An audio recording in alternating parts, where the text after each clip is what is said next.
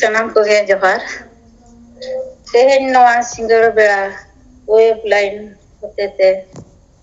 juro kan bon sanam dai mai ko aw sahen dulariya ko aw nyanyaliya ko anjomiya ko sanam koge marang kodo inya ot chapa gunman joharin chala ko kana ar hurin kodo dular kuning chala ko tehen ing mitang onore ing saprau ka awna ona he kini pahau anjing abuna santa kami ing men janam lena santa talare onate santa laga nase susari puru mutu keda nase secet charhawi rika keda santa kami ekalte bay susarua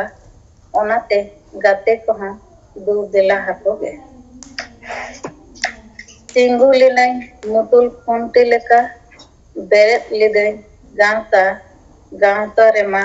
selet lena ko eken santa hopon ge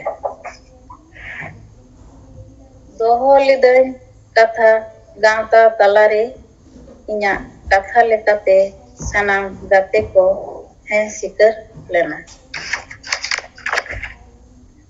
onate inya mone ho rihit lena santa kami chetan re kami lidai gate ko salare adi kusi adi raska salak te gate ko julum nyelte uyhar lidai adi lasahet ge rukmo lidai adi lapang ge menkhan okaseda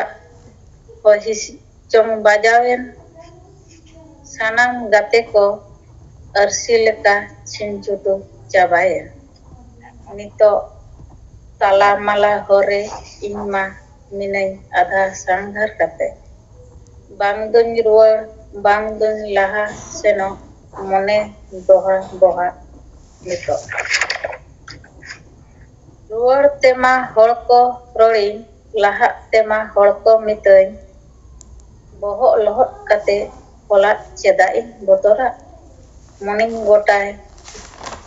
gotai tim chando bongkin borsai mang set din laha seno santa lagan nase susari koru mutu ya abo herwar hopon hisa hipisa te babo sata onate bugi kami lagan horge babo jota horge babo kota johar ye